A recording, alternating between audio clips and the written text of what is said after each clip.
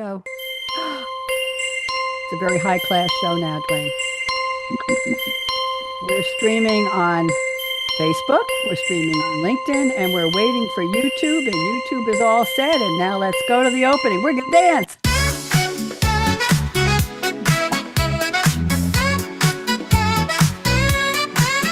Look at him go!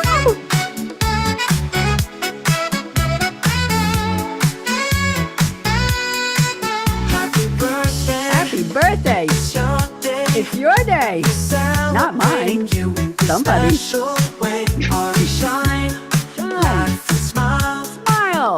We're celebrating you in style. Such style.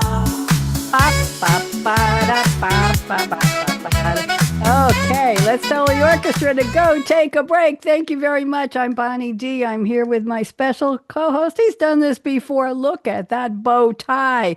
It's Dwayne B. Brenna, B-R-E-N-N-A. We use only last initials, so we could be a little bit anonymous here. Dwayne, how are you? I'm doing really well. All the better for talking to you, Bonnie. Oh, you're very sweet. Tell everybody just very briefly, I give my guests 2 sentences. Tell us who you are and what you do. Go ahead. Oh, my name is Dwayne. I'm an author. I've got a book coming out in February, and it's called The Laundryman. Available at bookstores near you or from Shadow Paw Press. Very nice. And what are your previous books? Tell us. Oh, my goodness. I've got a few. I've got 10 or so. But first novel was something called New Albion, set in 1850 in London, England. I've got a book of short stories that were just published last spring called Theories of Everything, because it's about everything.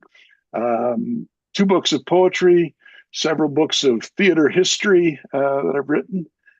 So yeah, I won't go into them all. Well, thank you for taking time out of your busy writing schedule to join me. I appreciate this. Today is August 22nd. Let's wave hello to everybody online. They're not watching now, but they will see us later. Oh, come on, you busy people. Take out 19 minutes and join us. Here we go. It's time to cheer, to toast, to woo. It's August 22nd, August 22. Happy birthday to you, with Bonnie D on her scarlet mic serving up fame and flair with just the right spike. Joining me now with co-hosting flair is Dwayne B. with charm to spare. And look at that bow tie. I'm in love with your bow tie. Let's leave it there. We'll announce celebrities and stars from screen to stream and social media darlings living the dream. They didn't know they had the dream, but once they got on social and started going viral, they had a dream. Plus oddball holidays and music history lore. Let's light the candles, not near the computer, please, with happy wishes galore. So buckle up, darlings, a fun show's in store. I'm keeping the O-R-E rhyme here. Happy birthday to you is lighting up August 22nd with glam, bam, and more. So, Dwayne, let's get started with our events and music history. I'll kick it off, and we're going to take turns. 1938. I don't know anybody who's still around from there, but there might be. Life magazine. My family used to subscribe to Life magazine. Life magazine cover featured the famous dancing partners Fred Astaire and Ginger Rogers. That must have been a milestone event. Do you remember seeing movies of Fred Astaire and Ginger Rogers? I do, and I mean, they could dance. Do you know the joke was that Ginger Rogers did everything Fred Astaire could do, but backwards and in high heels? Did you ever hear that one? Yeah. So much for girl power. What's the next one? Go ahead, Dwayne. On this date in 1964, now after 3 years without a big hit, the Supremes recorded Where Did Our Love Go? And it hit #1, the first of 5 consecutive chart stoppers. Now, that song was originally the producers didn't know who was going to sing the lead on that song, believe it or not. It was written in a key that was more perfect for Mary Wilson, but Diana Ross in the end got the lead because, quote, she had a more sensuous style than Mary Wilson. So that's why we hear Diana Ross in the lead on that. I didn't know. Where did our love go? Oh, baby, baby. Okay. Yeah. And talking about other baby, baby group, the same day in 1964, Martha and the Vandellas recorded Dancing in the Streets. What a great song. Did you remember that one? I'm trying to remember it. Dancing in the Streets. We'll be dancing, dancing in the streets. I just Oh murdered yeah, the song. You know that I one. think so. I think I Yeah. do. Yeah, I When know I was the Martha and the Vandellas when anyway. I was drumming for a Motown band when I lived in North Carolina a few years ago, Dancing in the Streets was one of our songs we played, and it was great to drum on that. So I got to bring my drums in. You've got the next one. What's the next milestone? Oh, and this date in 1969, the Beatles had their final photo shoot on the lawn in John Lennon's home at Tittenhurst Park in Sunninghill, England. Ooh. Uh, the photos are used on the front and back covers of the Hey Jude compilation album. I was actually I read an interview with the photographer, and he said that from frames 1 to 500, George Harrison was utterly miserable. So the marriage was breaking up definitely. I don't know what maybe on 501 he cracked a smile, but he was not happy for those first 500 Oh, that's funny. photos. Well, the most famous was the Abbey Road album where they're crossing the street, and people have been Yeah. using that photo as a model, as a mock-up, as a format for photos. The sequel to Sex and the City show just finished. It was a 3-year run, 3 seasons with And Just Like That. And there's a picture of the ladies in the show walking across the street like the Beatles did, and the Abbey Road cover. Everybody's using it. I'm going to fast forward to 1986. The movie Stand By Me opened. It was based, I didn't know this, based on Stephen King's novella, The Body. But Rob Reiner was the director and he said, we can't name it that because everybody will think it's a slasher film. So he named it after the famous song, Stand By Me. We'll leave that one alone. So there you go. What do we got next, Dwayne? In 1987, Madonna hits #1 with her Spanglish hit "Who's That Girl?" That's the title of the title song from a movie that she starred in. I've never seen this movie, and it doesn't sound like I missed much. It's about a woman who is charged with murder, but she gets out on parole, and she spends her time trying to clear herself, and along the way solves the question of who the real murderer is.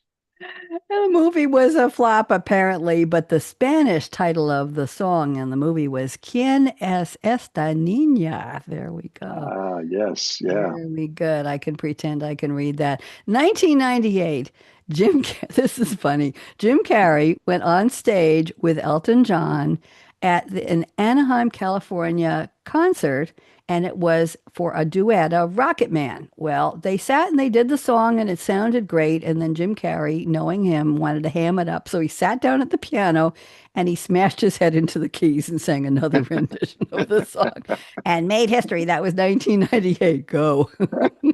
Now, in 2002, on this date, Jimmy Buffett opened his first cheeseburger in paradise restaurant, the first of a big chain, by the way. At Yeah. its height, this chain had, 35 locations. The first cheeseburger in paradise restaurant, named after his 1978 song, by the way, was in Indianapolis. And the last one closed in 2020, I believe, in Secaucus, New Jersey. You do your homework, sir. Very, very interesting. Thank you. And in 2003, the following year, on this date, August 22nd, I think a world's record was broken by an impersonator, an Elvis impersonator in Norway. I'm going to see if I can pronounce his name and do justice. Kjell, Kjell, Gel, or Kel probably, Bjornestad. And he sang 26 hours of straight Elvis songs and made a world record. What do you think of that? I think I heard one of his tunes. He was very famous for "Come to see I love you." It was the only Elvis song ever played on the Hardanger fiddle, and Oh, the, you and the card. accordion, I think, was in the Oh, you background. card, you. Oh, are we allowed to laugh? Yes, it's my show. We've got somebody watching us on YouTube. Wave hello to our unnamed viewer. Hello. We're just having too Hopefully, much. it's not Kjell Bjornstad. It's August 22nd, and Dwayne and I are having a great time, and they're gone. And they're gone. We lost them. Okay, so much for you. Okay, next one is yours. Oh, on this date in 2004, speaking of Elvis, band leader Al Devorian who coined the phrase, Elvis has left the building. On this date, he died at the age of 82. Now, Dorian was also a salesman as well as the band leader for Elvis. So often after he said Elvis has left the building, he would say, "And by the way, you can buy uh, at least 24 or 26 of Elvis's famous loving living memorabilia." He organized Elvis's concerts for 22 years, starting in 1955. Oh, and Al met his end in a car accident. That's why he passed away at 82. I think he was still Oh going my! strong. Well, thank you Oh, to Alan. And the Elvis has left the building became a buzzword, a catchphrase, an iconic phrase. And I think we use it for a lot more than just talking about Elvis. So there you go. Al, thank you for that phrase. And thank you for working with Elvis all those years. And I'm going to wrap this up for the part of the music events. 2012, 13 years ago, hard to believe. Rap star LL Cool J. He heard an alarm go off in his LA home. A burglar. Well, being the strong man that LL Cool J is, the way the report goes is one broken nose, one jaw, and one broken rib later, and it wasn't LL Cool J's. He subdued the intruder and notified police. They were on their way. Assumed the alarm system was working. The characterization in the news was that LL Cool J had a song that went, Mama said knock you out, but he didn't say it when he knocked out the intruder. So I'm glad you caught the guy. We're going to go to celebrity birthdays now. One of my favorite comedian actresses. She's just funny every time she appears everywhere, regular on SNL, and she was in the movie Bridesmaids. It's Kristen Wiig, Wiig. She's 52. Hard to believe the scenes she did in SNL for so many years. She was on from 2005 to 2012. Her breakthrough film role was one of the leads in the 2011 comedy Bridesmaids. She also acted in Ghostbusters. I remember that. Knocked Up, The Secret Life of Walter Mitty, The Skeleton Twins. She's had voiceovers in Despicable Me and How to Train Your Dragon. And what's interesting was, before she became famous as a comedian, she's a chameleon, Dwayne. The characters she plays and the ladies at the checkout counter on SNL and everything. I'm a real fan. She was an art major at the University of oh, Arizona. And then she said, so much for art. I think I'll go into the art of acting. So she moved to LA and she joined the very well-known improv group, The Groundlings. And the yeah. rest is history. Who have you got next for a birthday? I've got James Corden, so happy birthday to him. You know, the comedic actor, everybody knows him. He hosted the Late Late Show on CBS for 8 years until April 2023, and created that segment Carpool Karaoke, Oh my God. which had a surprise visit from Adele singing her hits "Hello" and "Someone Like You." For my money, though, the best carpool karaoke was with Paul McCartney. I bet. He was Corden was clearly such a fan that he was almost in tears, you know, as they were driving Oh, along through the streets of Liverpool, and they ended up in oh, a bar where the Beatles used to play. It was a beautiful segment. wow, Corden wow. Corden won a BAFTA Television Award for Best Comedy Performance on the BBC's Gavin and Stacey, and he also won a Tony Award for Best Actor in the award-winning comedy One Man, Two Governors. Governor. Governor. Oh, I wonder what James Corden is doing since he left the Late Late Show a little over Yeah, 2 years ago in April 2023. I couldn't find anything, but maybe we'll do an addenda to that. And I have to give a whistle to, there we go. Where's my toy whistle not working here? Hold on. Oh, that's the keyboard typing. We wanted the whistle. Hold on here. Toy whistle, go. So much for sound effects. What can I tell you? I tried. Let's see if we can get a laugh track here. Oh, thank there we God. go. They're laughing at me because I couldn't get the sound effects to work. Okay, next up is another very funny man named Ty Burrell. Those of you who don't know the name, you might have seen the ABC comedy series long running Modern Family. He was Phil Dunphy, who was a realtor and married to Claire, and the father of the kids, and he was just a blast. He often did, Dwayne, he would break the fourth wall and talk to the audience. You would hear what he was thinking. He won 2 acting Emmys and a SAG Screen Actors Guild Award. In 2014, he voiced Mr. Peabody in the feature Mr. Peabody and Sherman. I think we all know that one. And he played Jean-Pierre Napoleon in Muppets Most Wanted. He was a serious actor. I'm surprised. He also appeared in the 2008 film The Incredible Hulk. And before fame, he went to Southern Oregon University and he worked as a bartender at the Oregon Shakespearean Festival. He must have gotten bitten by the acting bug. There you go. And you have one Yeah. more birthday for us. Who've you got? Yeah. Happy birthday, Dua Lipa, English pop star who won 2 Grammys in 2019 for Best New Artist and Best Dance Recording for her hit song Electricity. She has other hits. They include New Love, Be the One, New Rules, and IDGAF. You know what that IDGAF. stands for? No, tell me. I'll tell you after. I can't say it. It's I don't give a, okay? Oh, there you go. The Anyway, education of Dwayne Brenna. before, moving on, before she was famous, she worked Please. as a waitress while living in London by herself at the age of 15. She originally posted covers on YouTube. Her second album, Future Nostalgia, was the number one album in the UK, featuring her hit single "Don't Start Now," which stands for DSN, Don't Start Now, which peaked at number 2 on the US Billboard Hot 100 chart. And she became a playable character in the video game FIFA 21. I Not have many can say that.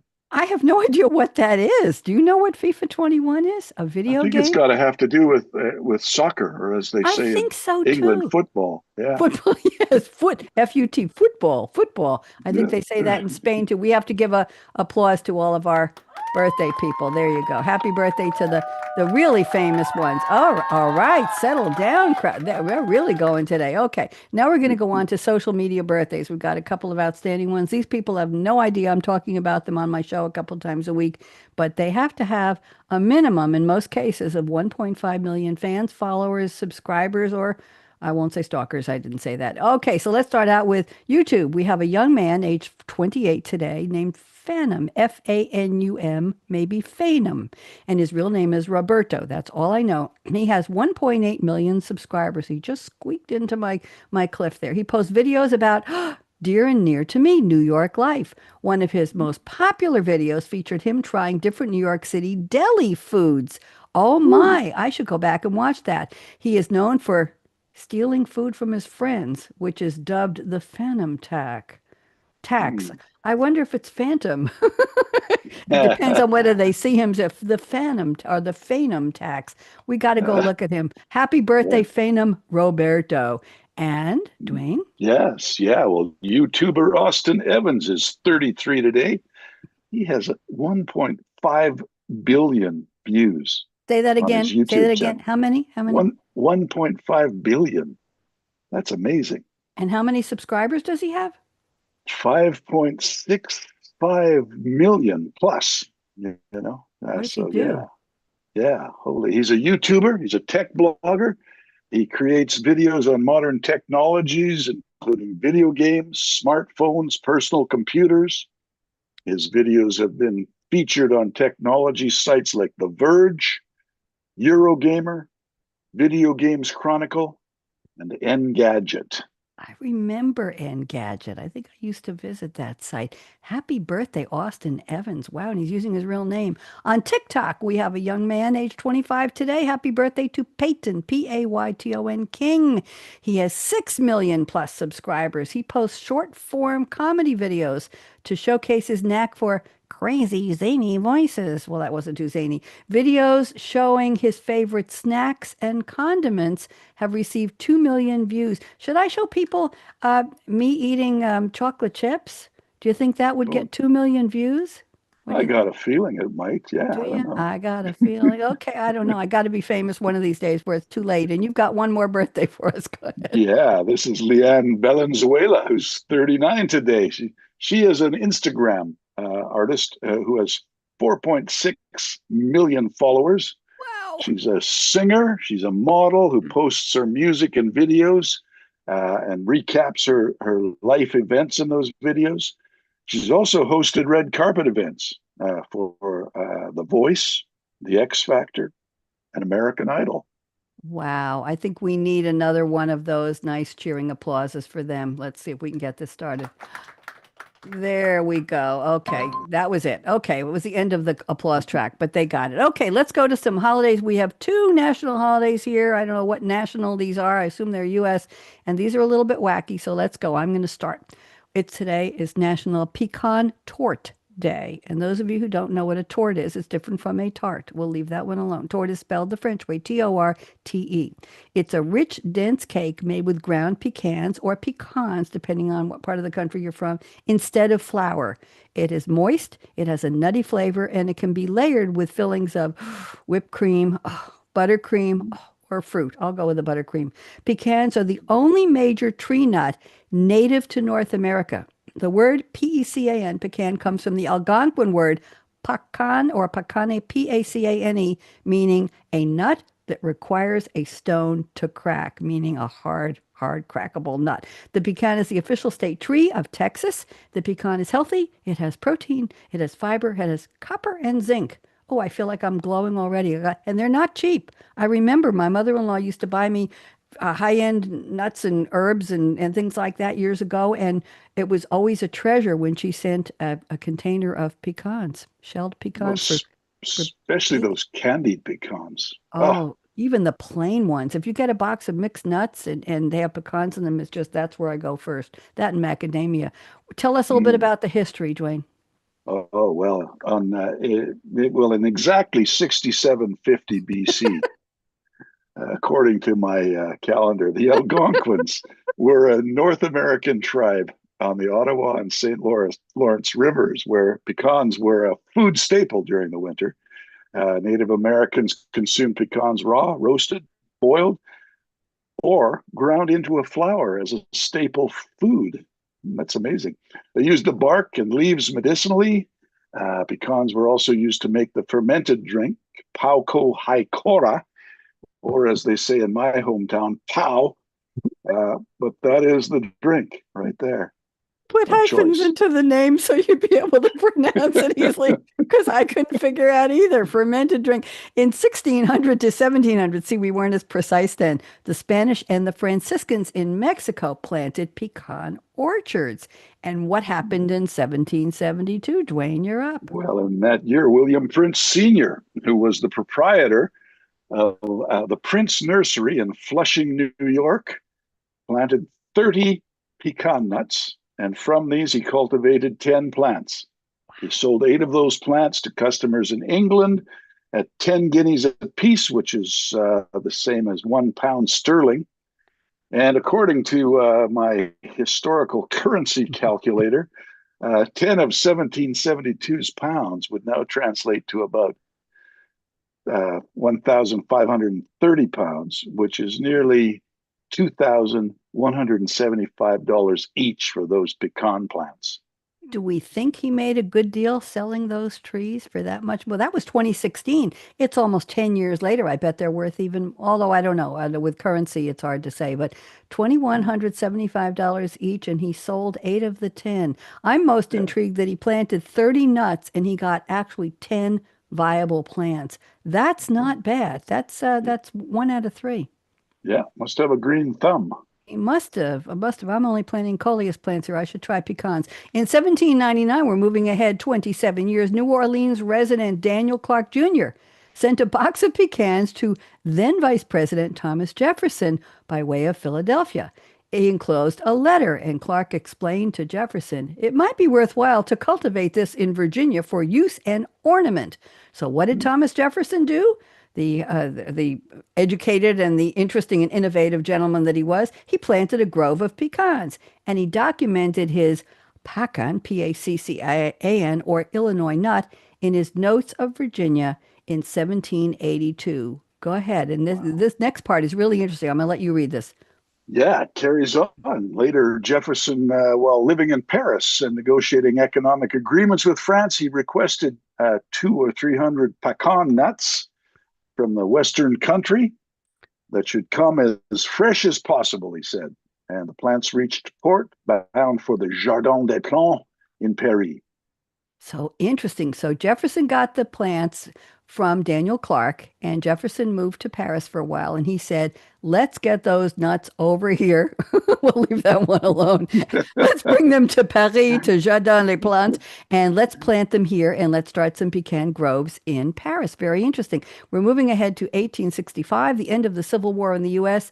Union soldiers brought pecans from the war front home to their family. So pecans must have had value then, and they must have been very tasty. And Wow. what's your thought on where we stand now? Well, today the U.S. is the world's largest producer of pecans, with major growing regions in Georgia, New Mexico, and Texas. I used to always watch a cooking show, a barbecuing show from Louisiana. And I remember this guy was always talking about cooking over pecan wood. It Really tastes better, apparently, when you cook over a interesting. pecan wood barbecue. Have you had just a handful of fresh shelled pecans, Dwayne? I love This, them. they're wonderful, aren't they? They're Yeah. soft. They're not that hard. The nut might have been hard to crack, but the nuts are not hard to eat. They're a little on the No, soft side, and they're beautiful to look at too. not hard on your teeth. That's Today is National Tooth Fairy Day. Well, what a Um, segue. Wait, hold on. We got to get an applause for you here. Hold on. Let me find it. Oh, I'm going to do this one. oh, There you go. You were in that one. Okay, start us off. now three figures are the pillars of modern mythology for children. Santa Claus, there's the Easter Bunny, and there's the Tooth Fairy. The tradition of a child receiving a gift for a lost tooth can be traced back to medieval Europe. Now, in the Norse Eddas, there's a reference to a tan fay, which translates into tooth fee. Children would receive a small fee from their parents when they lost their first tooth because teeth were a symbol of good luck and prosperity. Some Viking warriors wore a string of teeth as a necklace for protection. Now, I don't know whose teeth they were wearing, but it's unlikely that the people they got those teeth from considered themselves lucky, I think. As you read that, I was thinking the same thing. I have never laughed this hard on the show. You're derailing me. In 1908, the closest counterpart of the modern tooth family came in the 18th century French fairy tale La Bonne Petite Souris. That's the little good mouse. I thought souris also is a smile. The first written American tooth fairy reference dates to a 1908 Chicago Tribune household hints article written by the wonderful Lillian Brown. She wasn't a friend of mine because we weren't around 1908, but she provided parents with a magical suggestion on how to get the children to have their loose milk teeth pulled. She told parents, tell your kids that the tooth fairy's going to leave 5 cents. This was 1908 kids, leave 5 cents under their pillow for every tooth they lost that they allowed to be taken out or pulled and put under. So kids were apparently cashing in on, yeah, that's interesting. Save me Now, here. did your parents ever did they ever tie a string to your tooth and then to the doorknob? This was I don't, common in my I, hometown. it was common in a lot of homes, a lot of homes. I don't think we ever did that. I think a lot of kids might have tried to do that when they wanted the money, but today I think a tooth fairy is good for $1 to $5 to $10, depending on where you live, right? The nickel is, Wow, nobody would do it for 5 cents. Maybe, not maybe a yeah. Bitcoin. Yes, absolutely. Serially Now, Ethereum. Yes, go ahead. in 1927, there was a children's play called The Tooth Fairy, and it was written by Esther Watkins Arnold. Schools reenacted it. Imaginations were stirred with thoughts of a tooth fairy exchanging teeth for money or presents. Now, nobody knows really what the tooth fairy looks like. I looked up a a little article on it. Apparently, they decided that 84% think that the tooth fairy must be a woman. Hmm. 12% think that it's either a man or a woman, and 8% think that it's neither a man nor a woman. So Really? nobody knows. But since 1927, the tooth fairy has become a global phenomenon, reportedly visiting children in the UK, Canada, and Australia. Interesting. And I wonder if parents have that talk when with their children when somebody wants to say there is no Santa Claus, the Easter Bunny doesn't exist, and by the way, get over yourself on the tooth fairy. Mom and I decide who's going to leave the quarter under your pillow. Okay, we'll leave that one alone. In the Is that true? 1920s, I'm sorry, I don't want to be the one You're to break it to you. disillusioning me. I don't want to corrupt your youthfulness here. In the 1920s, we're still in the 20s here. Tooth fairies were used to encourage children to eat their vegetables. Not only tooth fairies, but other imaginary beings go to sleep on time and brush their teeth. Interesting. So, okay. I wonder what the promise was. If you brush your teeth, go to sleep on time, and eat your vegetables, you'll get an extra Get your quarter. I don't know. you get your nickel. You'll get your nickel. That only worth a nickel. Yes.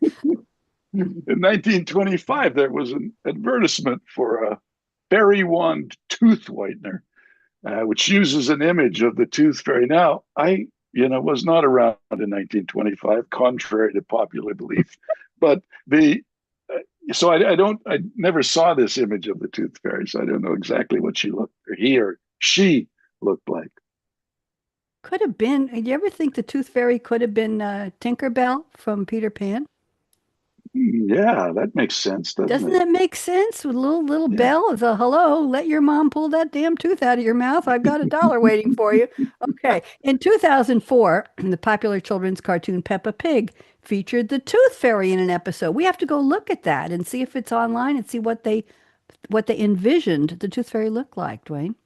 Yeah. Well, and in 2021, the Tooth Fairy movie debuts with Dwayne "The Rock" Johnson and Julie Andrews. Now, in the movie, The Rock plays a hockey player who specializes in separating his opponents from their teeth, and that as a payback for all of that, he has to become the tooth. So now we know what the Tooth Fairy looks like. The Tooth Fairy Dwayne. looks like The Rock. And in 2021, on that same day, the National Tooth Fairy's first day celebration started. It was established and created and sponsored by, I don't know who these people are, but it's the Tooth Fairy Company. Do you know what they do? I didn't look that up. Tooth I Fairy. didn't look it up either, but I want to know them. Next time you come on, we'll do that. I'm going to say thank you very much. Let me see if I can give you a round of applause here. This will work. Oh, thank goodness. Once in a while, the sound effects work. Unbelievable.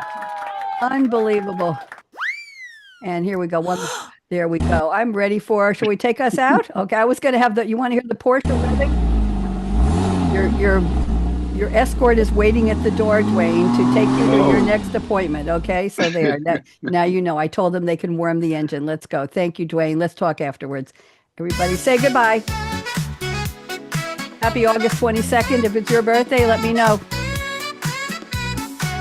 I'll be back on Monday with another co-host on the 25th of August. I'm taking the weekend off.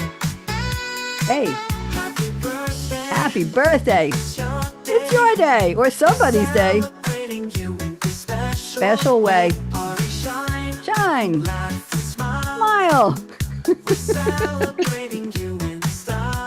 Hello to Mickey Mickelson. Hey. Creative Edge PR. Dwayne is here, courtesy of Mickey. Almost ready to go. Okay, we're going to bring this party down. Bye all. We'll see you again soon.